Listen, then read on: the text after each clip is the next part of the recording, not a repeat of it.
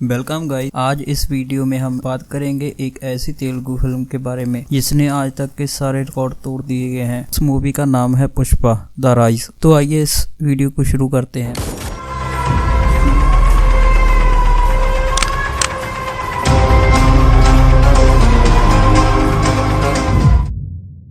Film की शुरुआत में हमें एक जापान की रस्म दिखाई जाती है जिसमें दूल्हा दुल्हन को शादी के वक्त एक महंगा तोहफा देता है। जो तोहफा है एक अनोखा सितार जो बनता है लाल चंदन की लकड़ी से। लेकिन चंदन की लकड़ी जापान में कहीं नहीं मिलती, जो सिर्फ भारत के जंगलों में ही मिलती है और वहां से इसकी स्मगलिंग करके चेन्नई के पोर्ट से इससे पूरी दुनिया में भेजा जाता है। नेक्स्ट सीन में एक पुष्पा नाम के व्यक्ति को दिखाया जाता है जो कि एक फैक्ट्री में काम कर रहा होता है और काम खत्म करके बाद में जब वो बाहर आकर कुर्सी पर बैठ जाता है और चाय के साथ पाव खाने लगता है, इतने में उस फैक्ट्री का मालिक आता है तो उसे पुष्पा का बैठने का स्टाइल पसंद नहीं आता। जब मालिक का आदमी उससे सही ढंग से बैठने और मालिक की इज्जत करने को कहता है तो वो मना कर देता है और कहता है कि मैं जहाँ सिर्फ काम करने आया हूँ, जो वो बराबर कर रहा है और मालिक को इज्जत देने से मना कर देता है। जब उसे पगार मिलती है तो पुष्पा पगार में आधे पैसे छोड़ देता है और कहता है कि माल को कहो कि बाजार में जाकर इन पैसों से इज्जत खरीद लो। अब इस नौकरी को वो छोड़ देता है और वापस अपनी माँ के पास गाँव चला जाता है। वहाँ हम एक आदमी को देखते हैं जो कर्जा ना देने पर पुष्पा की माँ से लड़ रहा होता है। पुष्पा अब अपनी पैसों को बेच डालता है और उन पैसों से उस आदमी का हिसाब चुकता करता है, क्योंकि उस आदमी ने उसकी माँ को इतना बड़ा बुरा कहा होता है तो वो उसको ऐसे तो नहीं जाने दे सकता था। उसने उसकी माँ को पूरे मोहल्ले के सामने जलील किया था। पुष्पा उस आदमी को पीट कर उन सभी आदमियों को बाहर बुलाता है जिनके सामने उसने उसकी माँ को जलील किया था और उससे सभी लोगों को बताने को कहता है कि पुष्पा की माँ ने उसका उधार चुकता कर दिया। अब पुष्पा के पास और कोई काम नहीं था। एक दिन वो एक चौरास्ते पे बैठा चाय पी रहा होता है और तभी उस चौक पर दो गाड़ियां आकर खड़ी होती हैं जो मजदूरों को दिहाड़ी पर लेकर जा रहे थे, जिसमें एक गैर कानूनी काम था और उसकी मजदूरी भी दूसरे काम से कई पैसे ज्यादा थी। तो पुष्पा गैर कानूनी काम को चुनता है और उस गाड़ी में चढ़ जाता है और जहां से उसके सफर की शुरुआत होती है। ये सभी लोग काफी लंबा सफर तय करने के बाद एक जंगल में जाते हैं। इनका काम जहां लाल चंदन के पेड़ों को काटने का है, पुष्पा उनके साथ इस काम में जुट जाता है। लेकिन जब वहां पुलिस आती है तो सब वहां से डरकर वापस जाने लगते हैं। लेकिन पुष्पा सभी को रुकने को बोलता है और कहता है कि हम सुबह से जहां पर काम कर रहे हैं, अब इन पुलिस वालों के डर से हम अपनी मेहनत बेकार नहीं करेंगे। फिर वो एक प्लान बताता है और वो लोग भागने की बजाय रुक जाते हैं। अब वहाँ पर पुलिस आ जाती है और डीएसपी गोविंद बाहर आता है। डीएसपी गोविंद एक ऐसा बहादुर ऑफिसर है जिसके आने से सभी लकड़ी की स्मगलिंग करने वाले जंगल से भाग जाया करते थे। लेकिन आज उसके डर से कोई नहीं भागा, क्योंकि पुष्पा के प्लान के अकॉर्डिंग उन्होंने लकड़ियों को छुपा दिया था और अब पुलिस के पास कोई भी सबूत नहीं था। लेकिन उन्हें पता था कि ये स्मगलिंग कर रहे हैं। फिर डीएसपी पुष्पा को पकड़कर उस पर गन तान देता है। पुष्पा उससे बिल्कुल नहीं डरता और उसके पीछे खड़े सारे मजदूर अपनी कुल्हाड़ियां लेकर डीएसपी के खिलाफ खड़े हो जाते हैं। ये देखकर वो पुलिस वाला वहां से चला जाता है। इससे अगले ही सीन में दिखाया जाता है कि किस तरह पुष्पा ने लकड़ियों को बांधकर पेड़ों के ऊपर छुपा दिया था। इस घटना के बाद सारे मजदूर पुष्पा के साथ मिल जाते हैं। एक केशव नाम का मजदूर पुष्पा के पास आकर उसकी गैंग ज्वाइन कर लेता है। फिर जब हमेशा की तरह उस लाल चंदन की लकड़ी को ट्रक में भरा जा रहा होता है तो डीएसपी गोविंद पूरी पुलिस के पलटन लेकर वहां पर पहुंच जाता है। अब सारे मजदूर घबराने लगते हैं। इस मौके पर चंदन की लकड़ियों को बचाना सबसे ज्यादा जरूरी था, तो पुष्पा पुलिस का ध्यान भटकाकर सीधे ट्रक में बैठ जाता है और चंदन की लकड़ियों से भरे ट्रक को लेकर भाग निकलता है और फिर पुलिस उसका पीछा करती है। तो थोड़ी दूरी पर जाकर पुष्पा गायब हो जाता है और पुलिस हड़बड़ी में पड़ जाती है कि ट्रक गया तो गया कहाँ। फिर एकदम एकदम अचानक से पुष्पा पुलिस के सामने आ जाता है और अपने आप को पुलिस के हवाले कर देता है। पुलिस उसे पुलिस स्टेशन लेकर जाती है और वहां उसे पूछताछ के दौरान बहुत ज्यादा मारा जाता है, लेकिन पुष्पा पुलिस को ट्रक के बारे में कुछ नहीं बताता। जब पुलिस उसे बेरहमी से पीट रही होती है तो फिर भी वो हंस रहा होता है, लेकिन जब पुलिस उससे उसके बाप के बारे में पूछती है तो वो अपने बाप को याद कर हंसना बंद कर देता है। कहानी फ्लैशबैक में जाती है जहां पुष्पा को स्कूल में एडमिशन लेते हुए दिखाया जाता है। जब मास्टर उससे उसके बाप का नाम पूछता है तो वो खुशी खुशी नाम उन्हें बताता है, लेकिन तभी वहां पर एक आदमी आता है और मास्टर जी को मना कर देता है कि ये मेरा छोटा भाई नहीं है। असल में मालकुंटी व कांता रमन के पुष्पा की माँ के साथ अवैध संबंध थे। हालांकि मुलेठी पुष्पा की माँ की हर ख्वाहिश पूरी करता था, लेकिन जब मुलेठी की मृत्यु हो गई तो पुष्पा और उसकी माँ एकदम अकेले पड़ गए। मुलेठी की मृत्यु के बाद उसका बड़ा बेटा पुष्पा से बहुत नफरत करने लगा और पुष्पा की बर्बादी करने के लिए पुष्पा की माँ को गंदी गंदी गालियां देता और उससे नाजायज औलाद कहकर पुकारता था। उस दिन जब उसके बड़े भाई ने मास्टर जी के सामने उसकी बेइज्जती की तो पुष्पा को गुस्सा आ गया और उसने गुस्से में अपनी स्लेट नीचे फेंकी और अपने नाम से अपने पिता का नाम हमेशा हमेशा के लिए मिटा दिया। उस दिन उस घटना के दौरान पुष्पा का कंधा चढ़ गया और इसके बाद पुष्पा की रियल लाइफ शुरू हुई। वहीं प्रेजेंट में पुष्पा पुलिस से मार खाने के बाद भी मुंह नहीं खोलता और तभी उसकी जमानत के लिए ये गुंडे सामने आते हैं। ये 3 गुंडे चंदन की स्मगलिंग करते हैं और ये पुष्पा और दूसरे मजदूरों को वहां जंगल में काम पर भेजते हैं। ये 3 भाई हैं और इनमें पहले भाई का नाम है जॉली रेड्डी। ये बिगड़ा हुआ ऐश है जो हमेशा शराब और शबाब के नशे में खोया रहता है और दूसरे भाई का नाम है चक्का रेड्डी। ये इन सब में से ज्यादा पढ़ा लिखा है और तीसरे भाई का नाम है कोंगा रेड्डी। ये एक गुंडा है जिसको खून खराबा बहुत ज्यादा पसंद है। एक बार इसने अपना बदला लेने के लिए अपने दुश्मन की कार में विस्फोट किया था और उस घटना में इसका अपना एक हाथ भी चला गया था। ये 3 भाई पुष्पा से बहुत इम्प्रेस हो गए थे क्योंकि उसने पुलिस की इतनी मार खाने के बाद भी अपना मुंह नहीं खोला था। अब वो लोग उससे जाकर पूछते हैं कि वो ट्रक कहाँ है जहाँ तुमने चंदन की लकड़ियां छुपाई हैं। फिर पुष्पा उन्हें अपनी बात बताता है और जिससे ये समझाता है कि उसने पुलिस को इसलिए कुछ नहीं बताया था क्योंकि अगर पुष्पा पुलिस आगे अपना मुंह खोल भी देता तो पुष्पा को कुछ नहीं मिलता। लेकिन अब वो इन 3 भाइयों को ट्रक का पता बताता है और बदले में 5 लाख की रकम मांगता है। जॉली रेड्डी जो दिमाग से थोड़ा सरका हुआ है उससे गुस्सा आ जाता है, लेकिन उन्होंने पुष्पा की बात नहीं मानी तो उन्हें वो करोड़ों का ट्रक जिसमें लाल चंदन है वो नहीं मिल पाएगा। इसीलिए वो सभी पुष्पा के बताए हुए रास्ते पर जाते हैं और वहाँ एक छोटा सा तालाब बना होता है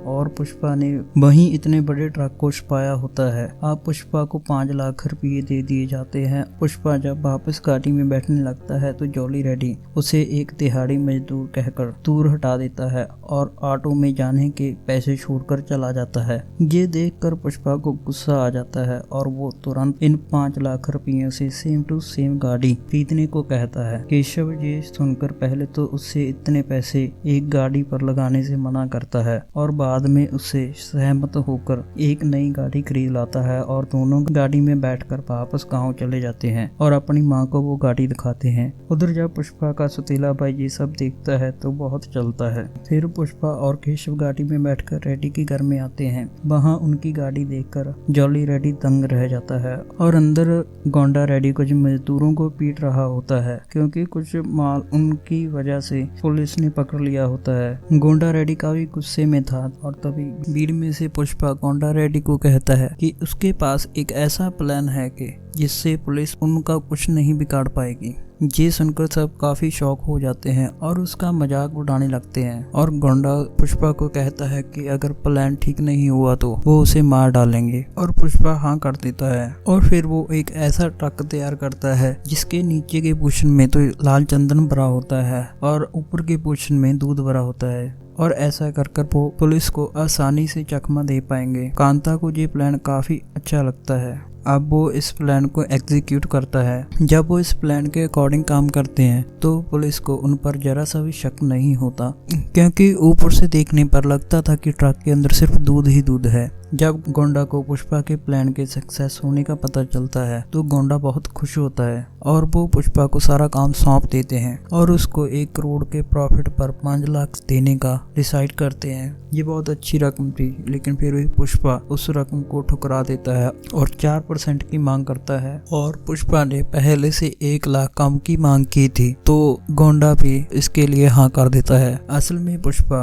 गोंडा का एम्प्लॉय नहीं पार्टनर बनना चाहता था, इसलिए उसने 4% की मांग रखी थी और पुष्पा ऐसे ही काम करने लगता है। फिर वो एक दिन एक गांव में एक लड़की को देखता है जो कि अपनी सहेलियों के साथ खड़ी थी। पुष्पा का उस पर दिल आ जाता है और फिर उसे पता चलता है कि वो उसके साथ ही काम करने वाले गरीब मजदूर की बेटी है। इसका नाम श्रीवली है और पुष्पा को उससे प्यार हो जाता है और वो रोज श्रीवली को देखने के लिए उस गांव में चला जाता है और वो केशव को बार बार पूछता है कि वो उससे देखती है या नहीं, और पुष्पा को श्रीवली भाव तक नहीं थी देती। इसलिए पुष्पा बहुत परेशान हो जाता है। इस परेशानी का दर्द केशव को झेलना पड़ता था और वहाँ दूसरी तरफ पुलिस की नजरों से बचकर वो स्मगलिंग का काम जारी रख रहे थे और ऐसा करते करते कुछ दिन बीत जाते हैं। एक दिन डीएसपी गोविंद ट्रक को अचानक रोक लेता है और उसकी चेकिंग करता है और पुलिस सारा माजरा समझ जाती है और तभी वो ट्रक ड्राइवर और कंडक्टर को गिरफ्तार कर लेते हैं। इन दोनों में से एक वो बुढ़ा आदमी था जो श्रीवली का पिता था। अब पुलिस उन दोनों को पीटकर अपनी तरफ मिला लेती है और उन्हें कुछ पैसे देकर अपने लिए काम करने के लिए फोर्स करती है। वो दोनों पैसे के लालच में मान जाते हैं। अब ये दोनों पुलिस को उनके गोडाउन के बारे में जानकारी ला के देंगे और दूसरी तरफ श्रीवली अपनी सहेलियों के साथ मूवी देखने आई होती है और वहाँ टिकट ब्लैक में बेची जा रही थी, लेकिन उनके पास इतने पैसे नहीं थे। और तभी वहाँ पे केशव आ जाता है और वो उसकी सहेलियों को 1000 रुपये देकर पुष्पा को एक बार देखने के लिए कहता है और उसकी सहेलियां श्रीवली को ऐसा करने के लिए मनाती हैं और वो 1000 रुपये लेकर मूवी देखने चली जाती हैं। उसी सिनेमा में वहाँ जॉली रेडी भी मौजूद था। वो भी श्रीवली को देख लेता है और उसकी नीयत बिगड़ जाती है। वहीं अगले दिन जब पुष्पा नीचे खड़ा होता है और वो श्रीवली और उसकी सहेलियों को देखता है। अब श्रीवली की सहेलियां उसको काम पूरा करने के लिए कहती हैं। अब श्रीवली पुष्पा को देखकर स्माइल पास कर देती है। पुष्पा ये देखकर बहुत खुश होता है और श्रीवली के पास जाकर पूछता है, क्या तुम मुझे पसंद करती हो? श्रीवली उसे साफ मना कर देती है और बताती है कि ये सब तो केशव ने उसे 1000 रुपया देकर करने के लिए कहा था। अब पुष्पा को बड़ा गुस्सा आता है और वो केशव को पीटने लगता है और तभी उसके शैतानी दिमाग की बत्ती जल जाती है और उसे 5000 रुपये देकर कहता है कि उससे तो पूछ कर रहा कि वो 5000 में एक किस कर सकती है क्या। और वहाँ अगले सीन में हम देखते हैं चंदन की लकड़ियों से भरे हुए ट्रक स्मगलिंग करके वो लकड़ी एक गोडाउन में लेकर आते हैं। वहाँ गोंडा रेड्डी से मिलने मंगलम दीनू आता है। मंगलम दीनू जहाँ के लाल चंदन को 15 पोस्टर लगाकर चेन्नई पोर्ट पर पहुँचाता है और मंगलम दीनू बड़ा गुंडा है और मंगलम दीनू ने अपना सारा माल यहाँ गोंडा के गोडाउन में रख दिया है। मंगलम दीनू का साला हालांकि मना करता है क्योंकि माल की रखवाली का काम जॉली रेड्डी का है और वो 1 नंबर का ऐश है और वो कोई काम ढंग से नहीं करता। और गोंडा रेड्डी उन सभी को बेफिक्र होने के लिए कहता है और उन्हें पुष्पा के बारे में बताता है। वो जहाँ की रखवाली करेगा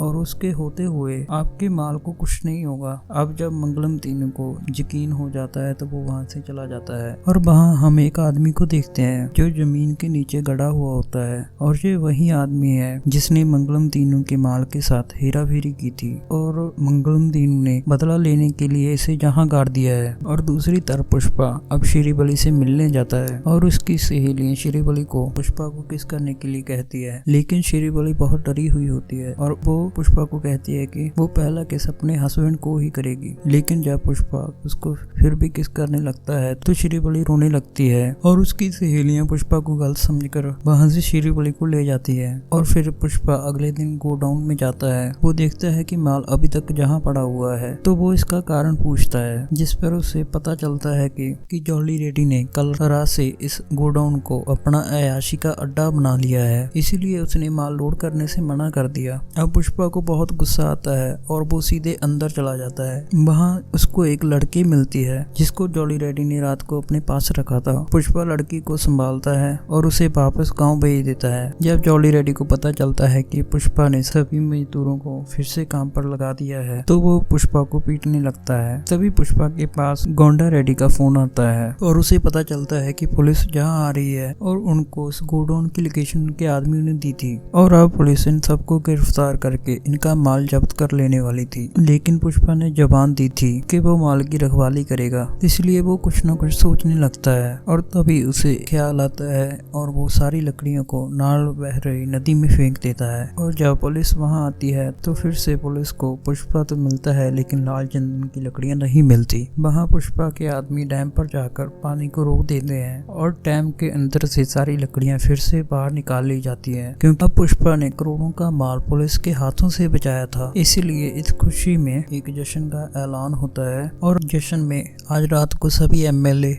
गुंडे और सिंडिकेट शामिल होते हैं। इस पार्टी में नाच गाने के साथ पुष्पा मंगलम दीनू के कुछ वर्कर्स को आपस में बात करते हुए सुनता है और वो आपस में बात कर रहे होते हैं कि मंगलम दीनू गोंडा रेड्डी से 30 लाख में 1 टन चंदन की लकड़ी खरीदता है, लेकिन आगे जाकर वो लकड़ी मोहम्मदन नाम के व्यक्ति को 2 करोड़ में बेच देता है। ये सुनकर पुष्पा के होश उड़ जाते हैं और ये बात वो जाकर सीधा गोंडा रेड्डी को बताता है और गोंडा रेड्डी को मंगलम दीनू के पास जाकर दाम बढ़ाने की बात करने को कहता है। लेकिन गोंडा रेड्डी के अंदर भी मंगलम दीनू का डर था। वो उल्टा पुष्पा को ही कह देता है कि इस बारे में तुम जाकर बात करो, लेकिन पुष्पा अभी मना कर देता है क्योंकि वो अभी अपनी उस 4% से बहुत खुश था।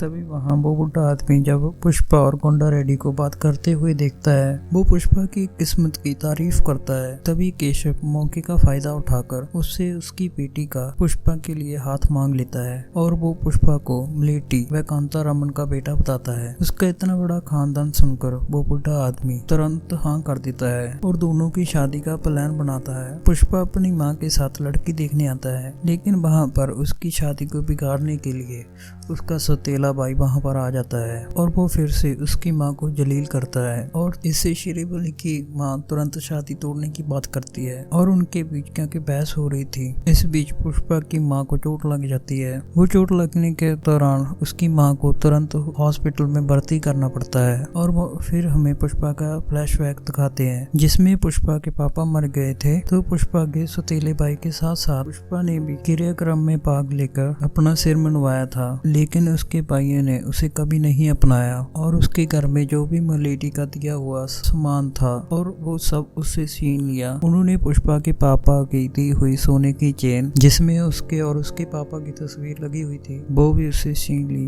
अब पुष्पा को गुस्सा आ जाता है और फिर वो डिसाइड कर लेता है कि वो आज के बाद किसी के सामने नहीं झुकेगा और फिर वो सीधा मंगलम दीनू के पास रेट बढ़ाने की बात करने के लिए जाता है। लेकिन जब वो वहाँ पहुँचता है तो वहाँ वो एक आदमी को देखता है जिसे मंगलम दीनू का साला पीट रहा था। उस आदमी ने रेट बढ़ाने की बात की थी। फिर अचानक एक एमएलए का मंगलम दीनू के पास उस आदमी को छोड़ने के लिए फोन आता है, लेकिन मंगलम दीनू एमएलए से झूठ बोलता है कि 5 मिनट पहले ही उसने उस आदमी को मार दिया और फिर फोन काटने के बाद वो उस आदमी को बेरहमी से मार देता है। पुष्पा को ये सब देखकर डरना चाहिए था, लेकिन वो डरने के बजाय 50 लाख की जगह अब वो 1 करोड़ की मांग करता है और ये देखकर मंगलम दीनू शॉक हो जाता है और पुष्पा बिना डरे मंगलम दीनू का फोन उठाकर मॉर्गन को कॉल करता है और कहता है कि वो अब मंगलम दीनू को माल ना बेचकर सीधे तुमसे बात करेगा। मंगलम दीनू और बाकी सबको बहुत गुस्सा आ जाता है और वो सभी पुष्पा पर हमला कर देते हैं, लेकिन पुष्पा सभी को एक एक कर पीट देता है और फिर वो अपनी गाड़ी लेकर सीधा केशव के साथ मॉर्गन के पास पहुंचता है। और जब वहाँ पुष्पा को मॉर्गन से मिलने नहीं दिया जाता तो वो मॉर्गन के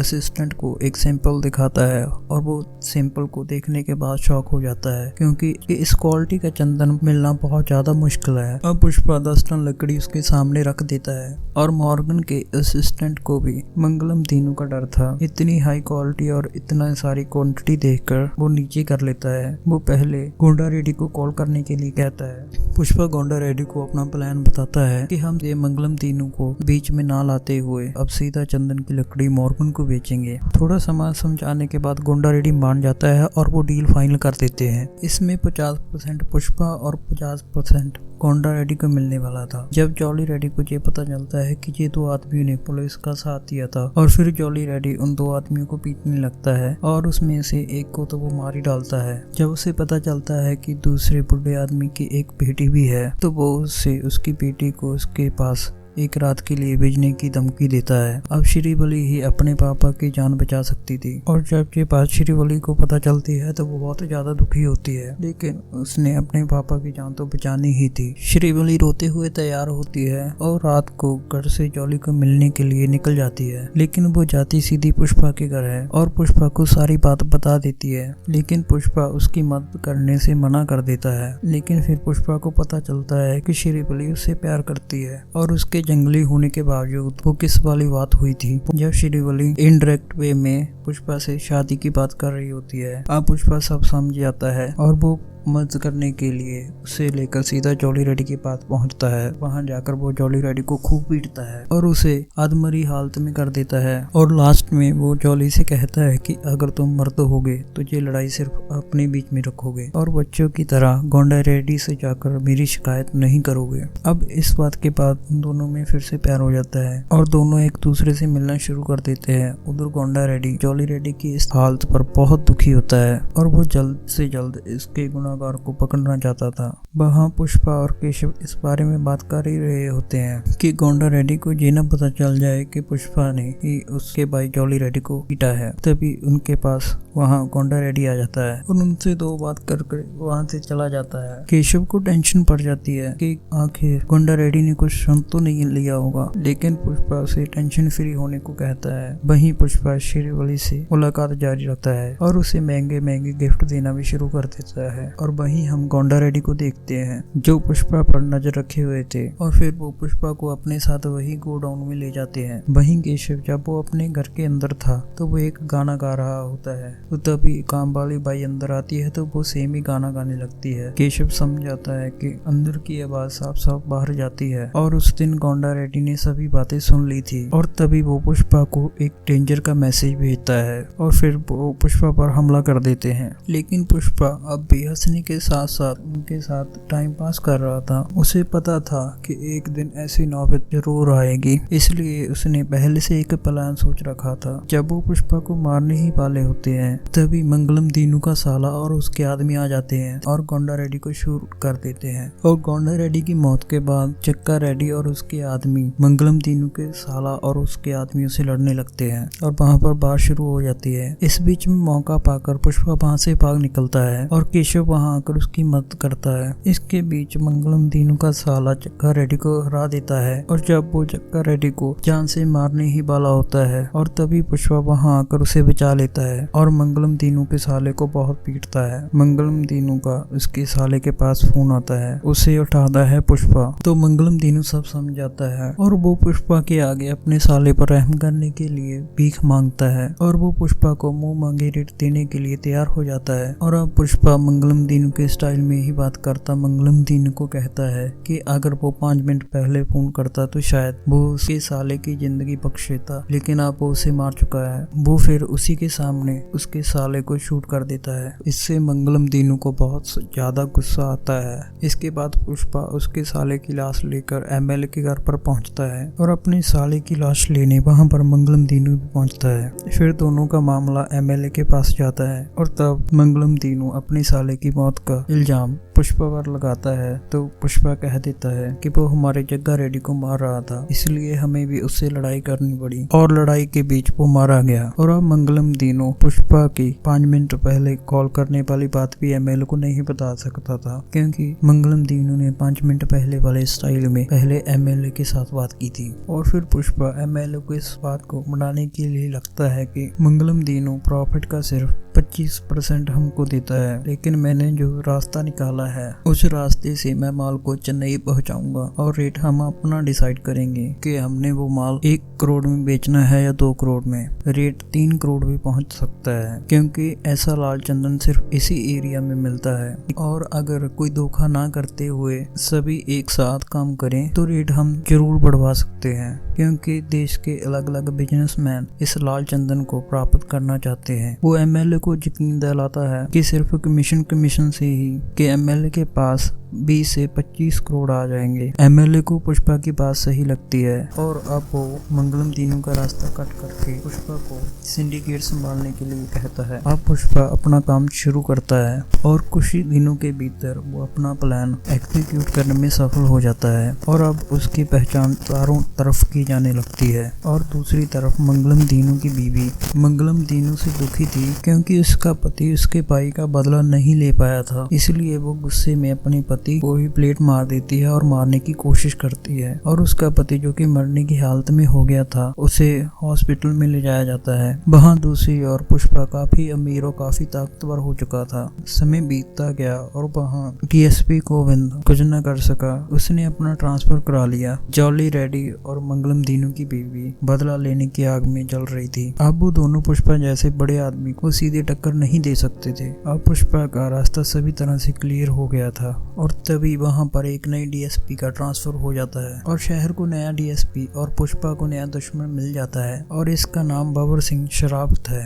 ये इतना खतरनाक आदमी है कि जब ये किसी 10-12 व्यक्तियों को पकड़ता है और गाड़ी में 2 व्यक्तियों की सीट कम हो तो उन 2 को मारकर सिर्फ 10 को ही पब्लिक के सामने पेश करता है। इसे मीडिया और गुंडों का भी कोई डर नहीं था और ये अपनी ही मस्ती में मस्त रहता था। और वहाँ पुष्पा शादी करने का डिसाइड करता है और वो अपनी शादी का कार्ड सभी जगह बंटवा देता है। जब उसे नए डीएसपी के बारे में पता चलता है तो पुष्पा खुद वो डीएसपी को माल पानी देने पुलिस स्टेशन पहुंचता है। पुष्पा अपने स्टाइल में बाबर सिंह से बात करता है और पूरे अदब से 1 महीने का कमीशन था डीएसपी को देता है। पहले बाबर सिंह वो पैसों को एक एक कर गिनने लगता है, फिर उसे लगता है कि कुछ कमी है तो फिर पुष्पा के आदमी वो पैसा फिर से गिनने लगते हैं। जब वो नोटों को गिन रहे होते हैं तो डीएसपी पुष्पा के साथ बैठकर उससे बातें करता है और वो पुष्पा की सबसे दुखती नस पर हाथ रख देता है। उसे पता था कि पुष्पा एक लीगल बच्चा नहीं है, उसके ऊपर उसके बाप का साया नहीं है। तो वो ब्रांड की बातें करने लगता है कि मैंने लेबल वाली शर्ट पहनी है जिस पर एक ब्रांड है, लेकिन तुमने एक लोकल शर्ट पहनी है जिसका कोई ब्रांड नहीं है, जिसका मतलब है कि उसकी शर्ट को किसी अरे गहरे ने बनाया है और दूसरी तरफ डीएसपी की शर्ट को एक ब्रांडेड कंपनी ने बनाया है। वो डायरेक्ट वे में पुष्पा की शर्ट को नहीं, पुष्पा को ये सब कह रहा था और वो इनडायरेक्ट वे में पुष्पा की माँ को भी गाली देता है और फिर वो पुष्पा के हाथ में हथकड़ी डलवा देता है। इससे पुष्पा को बहुत ज्यादा गुस्सा आता है। जब वो उसकी बीवी के बारे में भी बुरा भला बोलना शुरू करता है तो गुस्से से पुष्पा मुट्ठी मींच लेता है और फिर बाबर सिंह शेखावत उसको उस मुट्ठी को खोलने के लिए कहता है और उस मुट्ठी पर अपनी गन तान देता है, लेकिन पुष्पा कुछ नहीं बोलता और वो गुस्से में उसको सर बोलकर माफी मांग लेता है।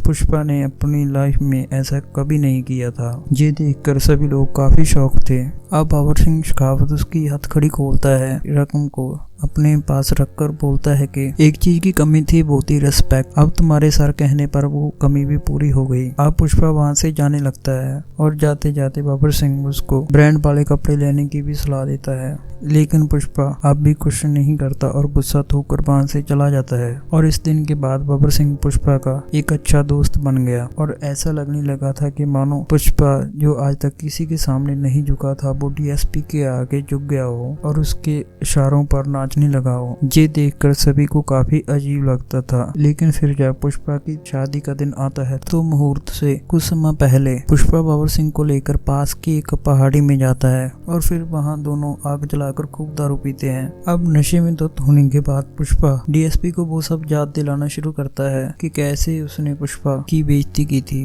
बाबर सिंह अभी तक ये सब मजाक में लेता है और उसे कहता है कि अब तो वो बात बहुत पुरानी हो चुकी है और इतने दिनों से पुष्पा और बाबर तो दोस्त हैं। फिर वो देखता है कि पुष्पा सीरियस है, फिर वो पुष्पा के इरादे समझाता है। फिर पुष्पा उसके रिवॉल्वर को निकालकर अपनी मुट्ठी में खुद गोली मार लेता है और उसे बताता है कि वो उस दिन थाने में गोली खाने से नहीं डरा था। वो उस दिन इसलिए चुप रहा था क्योंकि उस दिन उसकी शादी थी और इस शादी के अवसर पर उसकी माँ बहुत खुश थी और वो उस दिन लड़ाई करके अपनी माँ की खुशी नहीं छीनना चाहता था, इसलिए वो इतने दिनों तक चुप रहा। उसे कहता है कि शादी खत्म होने के बाद तुम्हारी मेरी दुश्मनी फिर से शुरू होगी और फिर वो बंदूक की नोक पर डीएसपी को कपड़े उतारने के लिए कहता है। फिर वो अपने भी कपड़े उतार कर फेंक देता है, जिसके बाद वो डीएसपी से कहता है कि इंसान का ब्रांड उसके कपड़ों से नहीं उसके करैक्टर से होता है। मैं इस हालत में कहीं भी जाऊं तो लोग मेरी इज्जत करेंगे, तब भी मेरा सम्मान करेंगे। और डीएसपी को कहता है कि अगर तुम अपनी वर्दी के बिना कहीं भी जाओ तो कोई भी तुम्हें पूछेगा नहीं। फिर उस डीएसपी को नंगा ही घर जाने के लिए कहता है। ये बाबर सिंह के लिए बहुत बड़ी बेइज्जती थी और फिर पुष्पा